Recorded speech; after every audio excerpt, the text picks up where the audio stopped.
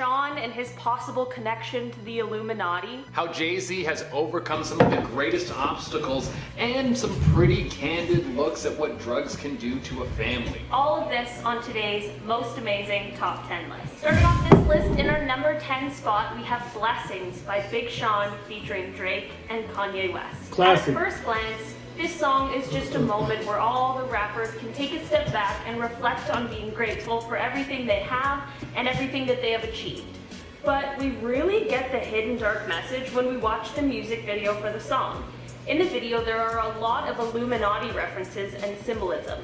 Whether or not you think that this is their admission to being a part of the Illuminati is up to you, but let me show you the imagery that I'm talking about. The video starts off with Big Sean walking on clouds, and then he begins confessing to a priest who is played by himself. This is a reflection of one of the most prevalent principles of the Illuminati, that they are all gods.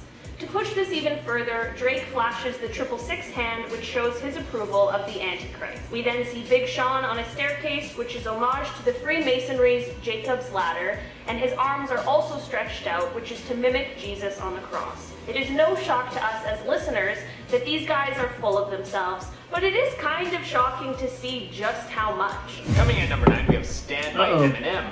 I mean, right off the bat, we know that Stan is a pretty controversial song. It's about a superfan who loses his mind and gives everything up to try and get closer to Eminem. This guy abuses his girlfriend, follows Eminem from show to show, and writes him letters non-stop to try and get his attention. The term Stan has stemmed from this song. For those of you who don't know, that means when you support something wholeheartedly. Now, even though there are the very obvious signs that this song is dark, with the Stan superfan dying at the end of the song, there is a part in the music video where Stan puts his pregnant girlfriend into the trunk of the car. Now, some people think that this is reference to Eminem's song Kim, where he raps about doing the same thing to his ex-girlfriend. People think that with multiple references from songs that this might have actually happened in real life, or it could just have been a dark fantasy.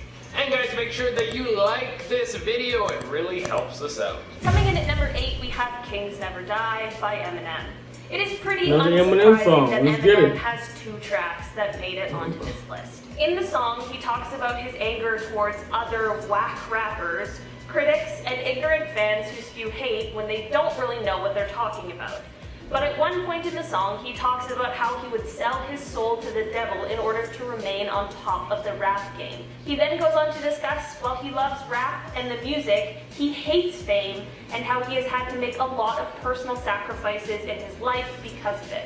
It is his passion and the only thing he's done for the last 30 years, so it can't be easy to just quit and leave the game altogether. Coming in number 7, we have Changes by Tupac, one of the greatest hits to come from one of Gotta the have greatest Pac. artists of all time. Changes is a song that highlights the struggle of growing up black in America, growing up in a world where you come out of the womb poor, your parents barely have enough money to buy you anything, and you have to rob and steal just to eat. About how racism towards you will keep pushing you down and how hard it is to get out of the ruthless cycle. In the song, he says, I wake up in the morning and ask myself, is life worth living? Should I blast myself? Honestly, this is one of the first public figures in the black community to start openly talking about mental health. And the song is about how things never change and about how the system is made to keep you in the same spot and keep the struggle real.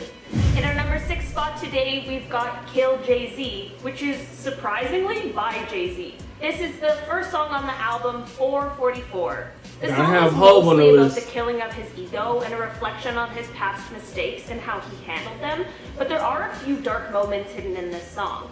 One is right at the beginning when he talks about shooting his drug-addicted brother when he was only 12 years old for stealing his jewelry. Luckily, his brother was fine and didn't end up pressing charges, but it's really sad that he was in this situation to begin with. Jay-Z also talks about his father leaving his family at a young age and how that hurt him, and he had to build up a wall in order to protect himself from feeling that kind of hurt again. But now, as an adult, he's had to work on tearing down those walls in order to be there and be vulnerable for his own children. He then goes on to talk about a moment from 1999. On December 2nd of that year, Jay was at a release party for Q-Tip's debut album, Amplified. Before the party, there was bootleg copies of Jay-Z's upcoming album floating all throughout the hip-hop world. At the party was Lance Un Rivera, who was a music producer, and it was rumored that he may have had something to do with the leak of Jay's new album. After a confrontation at the party quickly turned into a physical altercation, Jay-Z ended up stabbing Lance. He later turned himself in, and while he was facing a possible 15-year sentence, he ended up with only 3 years of probation. Can't be leaking whole music like that. Swimming pool. Some people think that the song Swimming Pools could be about someone losing their mind. I always thought that was just about getting lit and having a good time. But in the music video of the song, we see a bunch of bottles fall from the sky and shatter on the ground. Now, this wasn't the boys celebrating because they just smashed another 26er, but apparently this is supposed to represent someone's mind breaking. There's also a line where he says, now open up your mind and listen. This could be showcasing someone with schizophrenia being communicated with from someone inside their own mind. In our number 4 spot today, we have D-Rugs by Cam'ron. This song is about children whose parents choose a life of drugs over them. The song starts off with Cam'ron just speaking the intro, and he says, "Remember parents, kids don't ask to be born," which is a really strong but sad start to what is a dark song with an important message. In the song, he refers to the drugs as a girlfriend or boyfriend that the parents are choosing. He talks about his mom being addicted to cocaine and seeing her do the drugs and watching her addiction and dependence grow. It's really sad to think about how many children have to witness this sort of thing. Seeing your parent constantly in this kind of altered state and feeling helpless. Cam'ron then goes on to talk about how, with his mother's boyfriend always being around, he started to get acquainted with the drugs as well and goes on to begin selling. In the third verse, he talks about his mom being jealous of his relationship with the drugs and how he gains money from it while she pays to see him. The song ends with him explaining that his mom had to be hospitalized because of an overdose and that they both ended up arrested.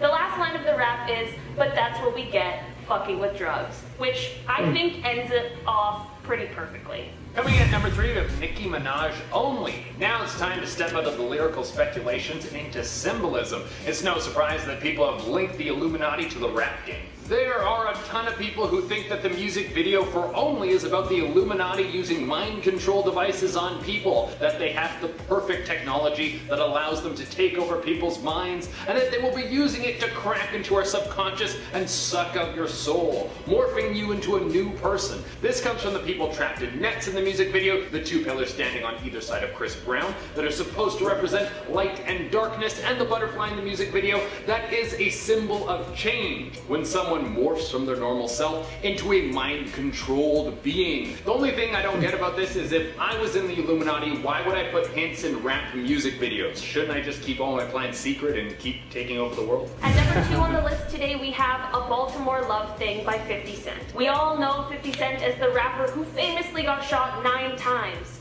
But in this 2005 track, he really hits us with a harsh reality. After a first listen, this song sounds like a love song, but it is really 50 rapping from the point of view of the world's most addictive drug, heroin. Heroin is very ingrained in the world of entertainment, but it is just as ingrained in the heroin capital of the United States, Baltimore, Maryland. One of the harshest lines in the song is, "If you give birth, I'll already be in love with your kids." This is in reference to the fact that if a mother is doing heroin during pregnancy, not only is there a chance that she could lose the pregnancy, but there is also a chance that the baby will be born with the drugs in their system, causing them to have to go through a very painful withdrawal. Near the end of the song he says, "And we'll be hand in hand when we walk through those pearly gates, and to see to that, I'ma do whatever it takes." This is 50's way of describing how the drug will do everything to take over your life until it ultimately leads to your death. Yeah, I know a couple in the number people. 1 spot, we have Kevin Gates XXL 2014 Cypher. In this song, Kevin Gates says, "Killed my brother, so I took him from his family. When I got some tears tattooed on my face, now I'm branded." You might have let this one slip by you, but apparently Kevin Gates' brother was killed by a gang member, and he wasn't going to take this lying down. Gates found the guy who took his brother's life and took him out himself. He wasn't going to wait for the police to get involved. This was personal. The tattoos on his face represent that he committed murder, and some people think that he could be affiliated with some gangs. That is a bold move to put that into a song. This guy is really putting everything out in the open. Didn't Bobby Schmurder go to jail for the exact same thing?